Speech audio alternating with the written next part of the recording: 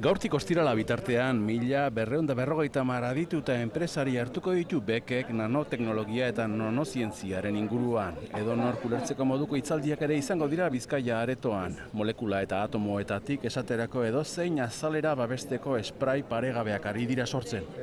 Naiz harrirako edo metalentzako, erdoia babesteko, etxe bizitza babesteko, eginten bakarrik garbitzen dian superfiziak edo errez garbitzen dian superfiziak eta mantenimentu aurrezpen hori, ez. Grafenoa da izarra. Europar Batasunak datozen 10 urteotan 1.000 milioi euro inbertitzea erabaki berri du. Euskal fabrikatzailea grafenea da. Hemos conseguido entrar en clientes importantes como Nokia, Philips, Sigma-Aldrich y otros. Azken urteotan Jaurlaritzak 35 milioi euro jarri ditu nanoteknologia bizkortzeko. Arlo honek dagoeneko 180 euskal enpresaren interesa piztu du, baina salmentarako urratsa dator mantsoago. Jakintza eta tresna berriak ez daude edonoren esku eta Jaurlaritza nanoari atzizki berriak erantzi nahian dabil, esaterako bioteknologia eta itsas energiarekin lankidetzan.